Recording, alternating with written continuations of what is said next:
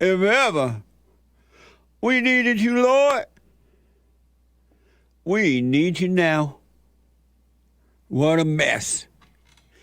And it's only going to get worse because the churches today are just song and dance, whooping, hollering, and quoting the word. In the beginning, there was the word was God, God was the word. Intellectually quoting the Bible, and yet not changing within. What a sad way to live. It's no wonder Christianity is disappearing in America and around the world today. It has no meaning, no power, no authority, no love. Christianity, it's gone. Except in certain individuals, one or two people, men and women, are holding on to it. But for the most part, it's gone. Ain't no use in praying for Christianity anymore. It's gone. It's been called the white man religion. The white man's religion, and everything that's white is being erased. It's been taken away and bringing in the evil. They are replacing the light with the darkness and calling the darkness good. It's so mind-blowing, it's not even funny. So I was thinking that how intellectual the Christians are today, and it wasn't always that way, not for the most part when I was growing up. Christians were not so intellectual. They didn't just go around quoting the word. And they knew the Bible, but they weren't into holding on to the knowledge of the Bible. And today's Christian is just about the knowledge and not really the understanding at all. And so nothing is changing within the individual. And as a result of that, nothing is changing in America. It's just getting worse. Again, a few are. Those who are truly seeking first the kingdom of God in his right way are changing within. But those who are just studying the Bible, they're just intellectually studying the Bible. And they become hooked on the word and never the knowing. Never the knowing, because they won't let the knowledge go. You read the Bible, you get knowledge. You hear the word, you get knowledge. But you're not supposed to hold on to the knowledge so that you can gain wisdom as a result of letting the knowledge go from the knowledge. But people get identity from the knowledge of the word, from anything. You look at these people with degrees in these colleges and universities and Bible thumper schools. You know how people go to school to be a preacher or to be a prophet or all that? They get the knowledge of the word and they come out thinking that they have the wisdom, but they only have the knowledge, and they identify with the knowledge, and then they go out preaching. But within, they have anger, they have fear, they have doubt, they're worried, they're lonely, they're sad. They have all kinds of false identities. But they know the word, but nothing is changing within. Have you noticed that people with the knowledge, whether it's secular knowledge or the word, the Bible knowledge or whatever, they think they have it and they go and attack because they're puffed up, they're vain, they're puffed up with the knowledge, but no real understanding at all. When you truly, truly start working on yourself, you will overcome words. You'll overcome words. You'll have knowledge will come from God, directly from him. and you will change within. You will overcome identities, fear and doubt and worry and anxiety, loneliness, and all that stuff will disappear. Isn't that amazing? You got to overcome, and you will overcome culture, color, whatever you identify with. And you will just be. You will become a living being. It's so amazing. But you got to overcome words, and you will overcome words, and you will no longer be affected by words. I was thinking how one of the, amongst many reasons, the reason that Christianity is losing its power and authority, because it used to be strong, is because the people identify with the word and not overcoming the word, and they believe what others say about the word. They believe that Jesus is God because they heard some preachers say Jesus is God, and they say God in the flesh, something like that. Something like that. I may not be quoting it exactly, but something like that. And then they say God made human, and they still have fear. It didn't work for them to believe that, but they believed it because they heard the word, and they identify with the word, and they start saying the word to themselves and to others, repeating it. And then they believe that they have a will, a free will, because the preacher said it, and then they intellectually heard it and believed it and start quoting it and identify with free will, and yet they cannot will themselves to overcome fear. They cannot will themselves to love their enemy. They cannot will themselves to live in the present. But they still believe they have a free will. They can't will themselves not to look for love from others, which they would never find, by the way. And they don't have it to give, and they don't have it to get from others. No one have it to give it to them. But yet they believe you have a free will because they heard the word. And they are suffering. You got to overcome words. When human beings have thoughts, they think that you're thinking what they're thinking. And they think that their thoughts are right. And if you say, no, I'm not thinking that, that's not my thinking, they're ready to fight you because they defend the thoughts, not realizing that you're not your thoughts, you're not your emotions, you're not your body. All thoughts are all lies all the time. Even the thoughts about God are not true. That's why they don't work, because they're thoughts. And all thoughts come from, except practical thoughts. You need thoughts to drive your car, make your dinner, walk down the road. But those are just practical thoughts, right? But all thoughts that come from the imagination are evil and lies. The ones that seem good and the ones that seem bad.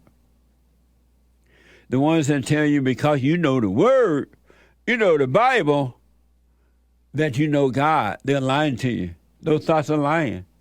That's why you still have fear. You have false identities. So you went to the church last night. They were speaking in tongues? They were speaking in tongues. They were hooping and hollering. Holding hands. Healing people. All in the name. It was something. I wanted to film it because I knew, I was like, tomorrow's Bible stuff for Thursday. This would be great, but I felt weird. You felt weird? Yeah. Feminine? Well, I just felt like I don't want to disrespect them, so I didn't know. Right. That was a good thought. Yeah.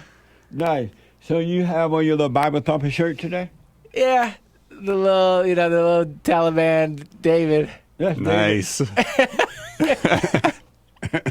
That's David holding a head. Taking down Goliath. Did he cut the lion head off? That's what I think, according to the word. He cut his head off and held it up like a Taliban person. I mean, this may be a little. They might have got overzealous with the illustration, but potentially. I think according to Hake, the scripture does say that, but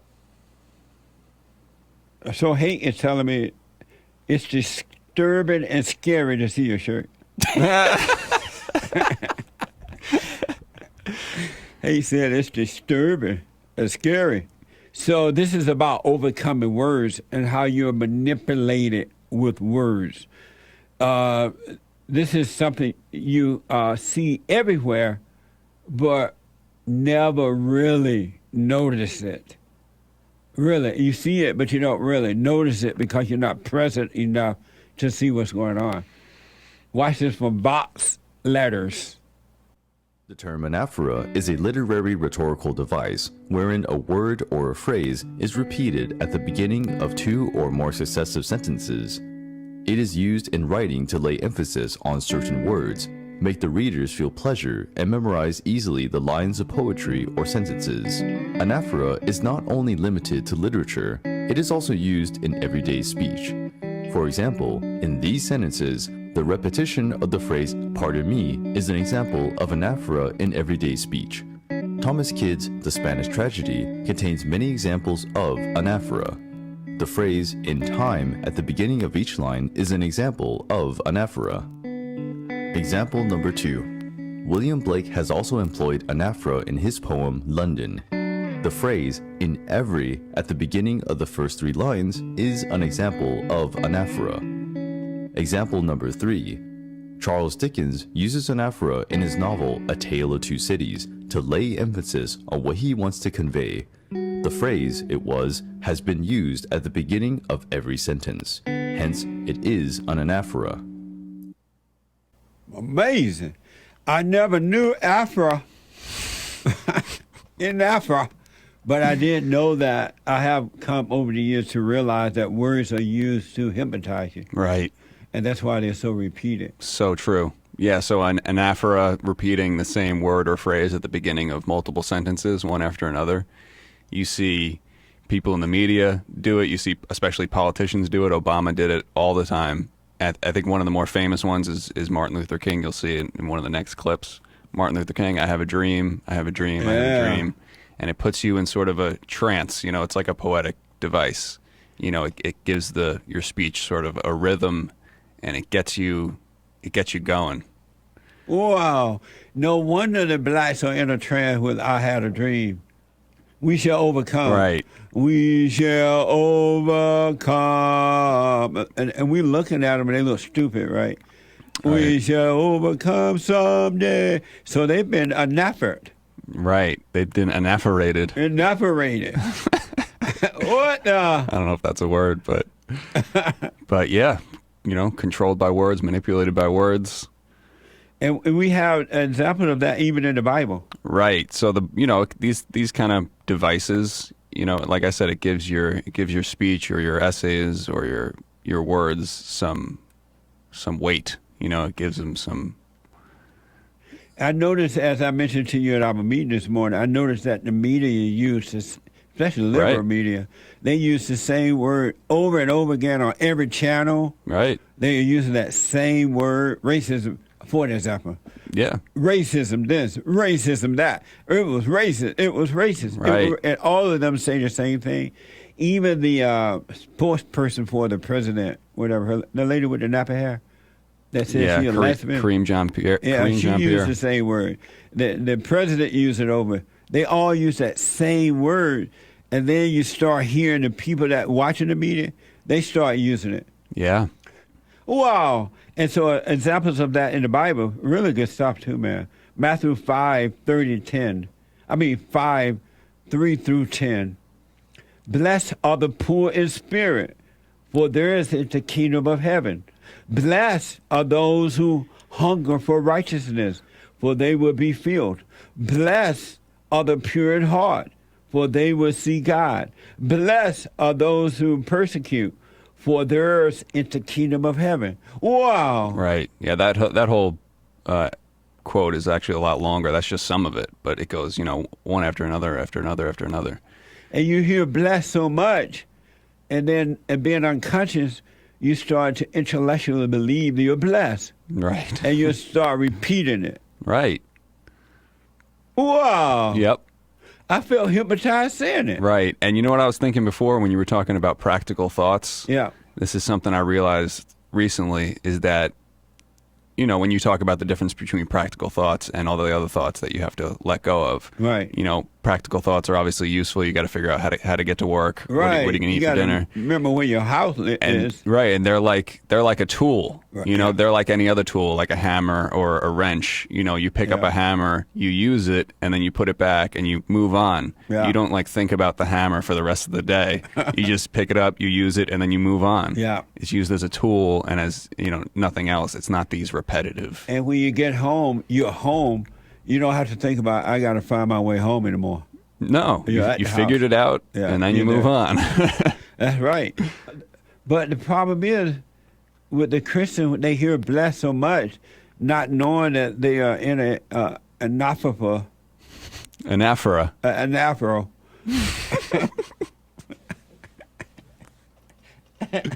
What the? And they run around saying, I'm blessed when they're not blessed. Yep. They still have fear and anger. Yeah. And it's, you know, oof, you see it so much in the media, you know. Yeah, it's apparent in the media. Yeah. They say the same thing over and over and Yeah, over. they want to sound like Martin Luther King Yeah. or Obama. And another example from Ecclesiastes 3:1-8.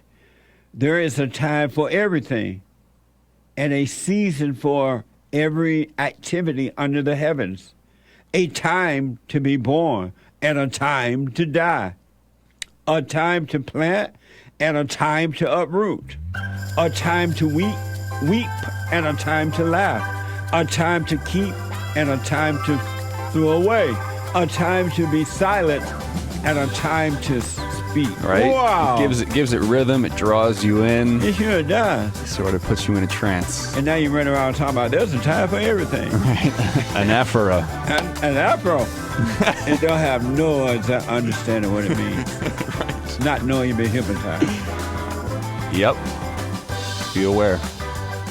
The hate report, la la la. Amazing. When you hear the hate report song, doesn't it hypnotize you? You find yourself humming it during the daytime. The hate report, la la la. I have a friend that does that all the time. He's like, what the? And it's words that are being repeated so that you can be hypnotized. And they hypnotize you, and you don't realize that you've been hypnotized. And you'll go around repeating it, not knowing that you have been intellectually hypnotized and don't even know if it's true or not. Have no understanding about it. You're just saying what you heard over and over again. Isn't that amazing? Wow, that's deep when you think about it. That's why when you return to the Father, when you're born again of the Father, you overcome words. You literally overcome words. You overcome culture. You overcome all your identities, fake identities, and the real you will appear. The real you will appear. They have done this to blacks over the last 70 years, and then convinced the whites that it's true too, because I hear white people saying they have a false sense of guilt. They feel fear of it and everything. The word racism and the word white supremacy. Those are just words that's been repeated, and you believe it, but you don't examine yourself to see that, wow, that's not true, or that doesn't make any sense at all. You just say it, and you believe it intellectually, and you've been convinced that a lie is the truth. And now you're fighting one another over a lie. Obama was good. The fallen Messiah, Obama, and that Big Mama Michelle, they were good at that. And not just them, Jesse Jackson and Martin Luther King and Al Sharpton, they're all, Louis Farrakhan. You've been hypnotized. You're unconscious and you don't know it. That's why you must walk in the light. You must walk in the Spirit of God so that you will not be hypnotized by words. Yeah. Don't know much about history. Don't know much about biology. Don't know much about algebra. But I do know that I love you. You know, I think everything with al, like alcohol, algebra. Al Qaeda. I'll cut your head off. Amazing. Anyway, let me do this compilation of these words that hypnotize, how words are used to hypnotize and control you. What's the name of that word again, Sean? Anaphora is often used to hypnotize and control you. Watch this compilation. I have a dream that one day this nation will rise up, live out the true meaning of its creed. I have a dream that one day on the red hills of Georgia, sons of former slaves and the sons of former slave owners, I have a dream. My 4 little children, but by the content of their character, I have a dream today. I have a dream that one day every valley shall be exalted. Every hill and mountain shall be made low. The rough places will be made plain. Let both sides explore what problems unite us, instead of belaboring those problems which divide us. Let both sides, for the first time, formulate serious and precise proposals. Let both sides seek to invoke the wonders of science instead of its terrors. I'll be a president who finally makes health care affordable. I'll be a president who ends the tax breaks for companies that ship our jobs overseas. I'll be a president who harnesses the ingenuity of farmers and scientists and entrepreneurs. And I'll be a president who ends this war in Iraq and finally brings our troops that stands as one. They packed up their few worldly possessions and traveled across oceans. For us, they toiled in sweatshops and settled the West, endured the lash of the whip, and plowed the hard earth. For us, they fought and died. Wow. And the blacks still have a dream. All the way up to reparations. They dreaming now they gonna get some reparations. What?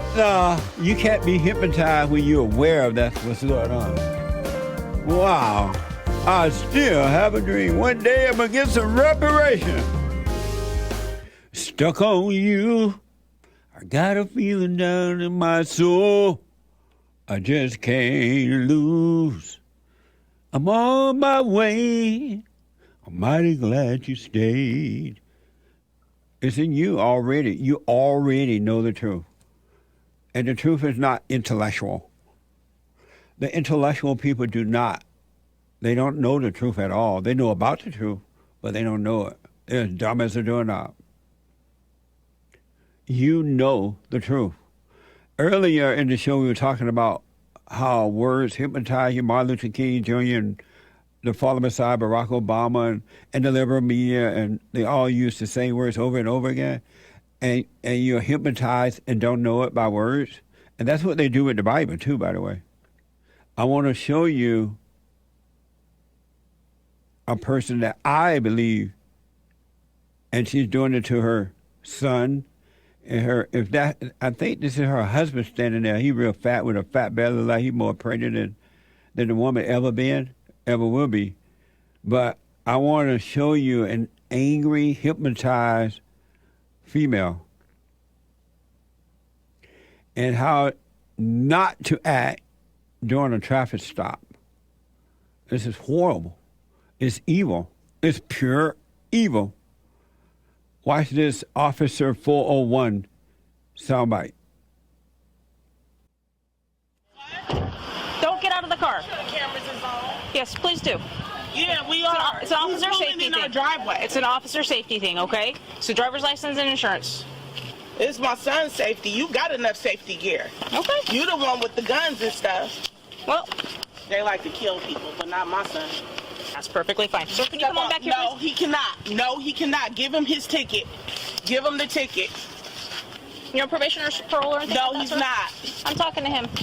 Are you on No, probation I'm or parole or answering anything for like that? him. I can speak to him, ma'am. No, Are you on probation or Tell parole? her you refuse to talk to her. Give her your ticket. I refuse to talk to you. Okay. Not today. Not my son.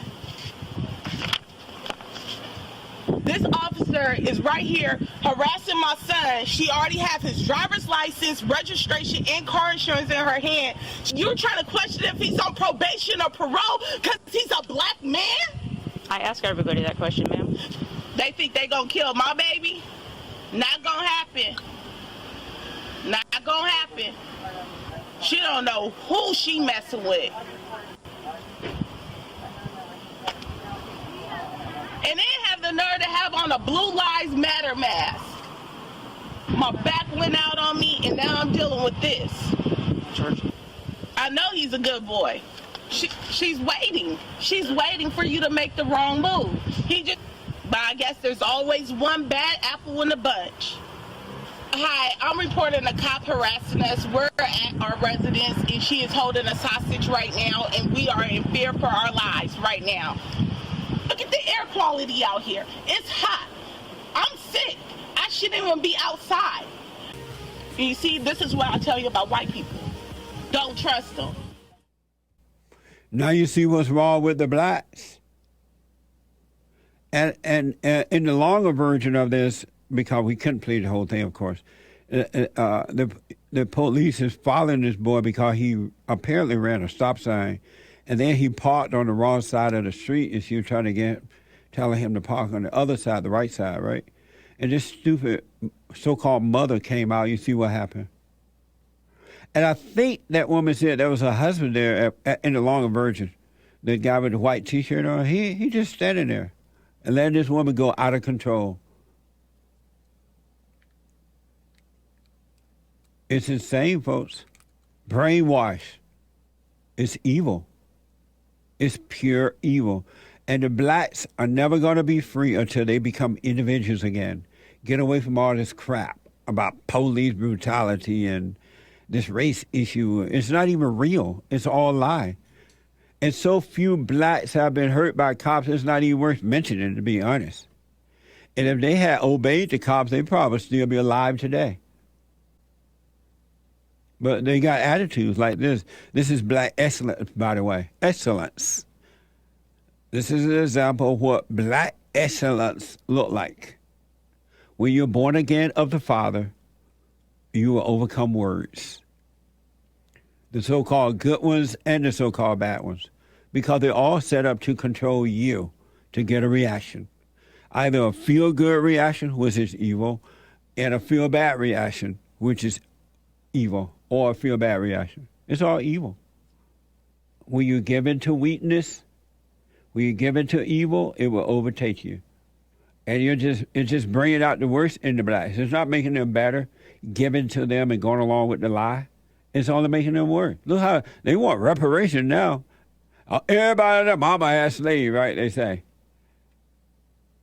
And they want something that they never earned, never had, never will get because they're not free thinkers. They're not individuals. But anyway, so always have a way to see, and you'll see what's going on. This is from Breitbart. Daniel Penny, the 24-year-old former Marine charged with the death of Jordan, has spoken out for the first time since the incident. Watch this from Twitter. I was at J Street Metro Tech, took the Uptown F train. At 2nd Avenue, a man came on, stumbled on. He appeared to be on drugs. The doors closed, and he ripped his jacket off and threw it at the people sitting down to my left. I was listening to music at the time, and he was yelling, so I took my headphones out to hear what he was yelling. And the three main threats that he repeated over and over was, "I'm going to kill you, I'm prepared to go to jail for life, and I'm willing to die." You know, this was a scary situation, and Mr. Nearly came on. He was threatening. I'm 6'2", and he was taller than me, so And there's a common misconception that Marines don't get scared. We're actually taught one of our core values is courage. And courage is not the absence of fear, but how you handle fear. And, you know, I was scared for myself, but I looked around, I saw women and children. He was yelling in their faces, saying these threats. I couldn't just sit still. Some people say that I was holding on to Mr. Neely for 15 minutes. This is not true. I mean, between stops is only a couple minutes. So the whole interaction lasted less than 5 minutes. Some people say I was trying to choke him to death, which is also not true. I was trying to restrain him. And then some people say that this was about race, which is absolutely ridiculous.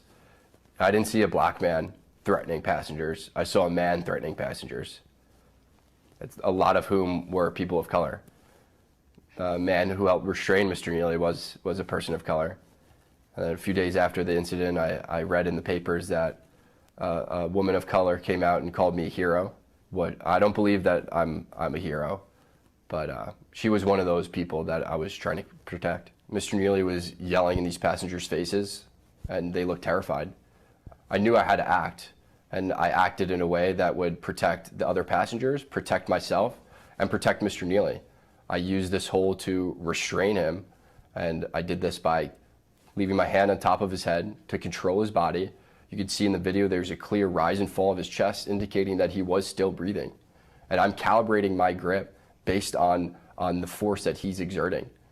And I was trying to keep him on the ground until the police came. I was praying that the police would come and take this situation over. I didn't want to be put in that situation, but I couldn't just sit still and let him carry out these threats. Amazing. It doesn't matter. He's a white man, and a black man is in charge of the so-called district attorney is black. And black people hate white folks for no reason at all except brainwash. Brainwash. And it doesn't matter. As long as there's a white on black situation, that white man is out of there. We'll see what happened in the trial and the hearing, but have a wait and see. But I knew he would be indicted because look who's in charge. All the right people in the wrong positions in our country to make sure that the country never returned to good. I want to give you a quick example of what the blacks look like and what the whites look like due to fear of speaking up and saying no to the blacks. All you gotta do is say no. That's all. It is over. The black would go sit down and get a job. Get a job. Check out get a job.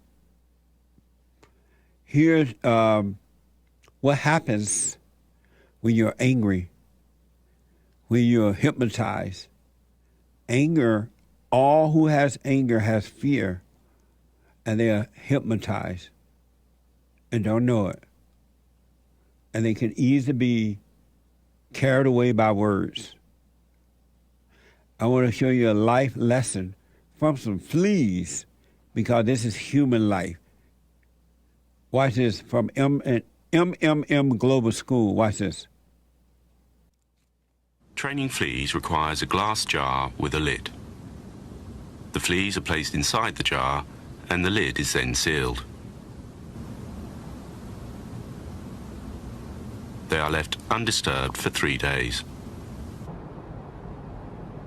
Then, when the jar is opened, the fleas will not jump out. In fact, the fleas will never jump higher than the level set by the lid. Their behaviour is now set for the rest of their lives. And, when these fleas reproduce, their offspring will automatically follow their example. That's what has happened to the blacks. They have been put into a jar of anger, and they seal the lid, imagination over it, and they let it stay there for 3 days.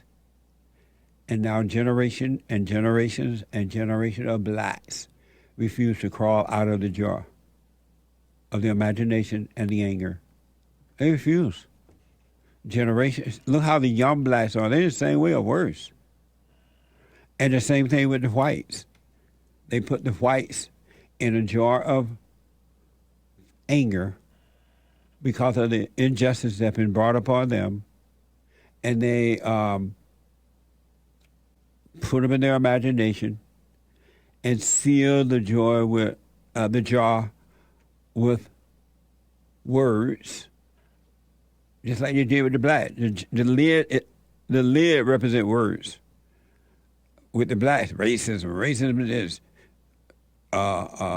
white supremacy, Jim Crow, slavery. Those words are the lids to the jar of the imagination and the anger. And they done that to the whites by telling them they're guilty of it over and over and over again. And to the whites, like, I'm not. And then they became angry. They put them in the jar with the words and put the lid over it. And look what's happening to the whites today. They won't say no. They won't speak up. They're afraid of words. By overcoming anger, drop the anger, the lid will pop off, and you will crawl out of the jar into freedom. Really, really into freedom. And you can live in this crazy, messed up world and not be of it. You'll be free in the midst of everything. It will be amazing. You really can. It's inside of you, folks. It's in you. It's within you. It's outside of you, too, inside of others, but it's in you. It starts and ends with you. When will you decide, hey, I'm going to take this lid off, the lid of anger and fear off, and crawl out so I don't have to be susceptible to words like that? Let everybody else stay crazy. Let them stay angry. Let them stay in their hell. They love their misery. That's why they want to keep you in there. Human beings are evil, and they live off other human beings. And you're going to see, once you overcome words, the other fleas, the human beings, will get angry at you. And they spend a lifetime going after you, living in their hell, trying to pull you back into their hell. That's what happens when you forgive your mama. Mama get mad and she try to pull, you ain't leaving this jar. What the? And she'll build an army against your other fleas with words and try to pull you back into the hell, her hell. But you could be free. I'm telling you, you could be a perfect love. But it's up to you. You got to become an individual. You must be willing to stand alone. Hassan. Yes, sir. Who said, I was born for the storm, the calm does not suit me? I was born for the storm, the calm does not suit me. Who said that?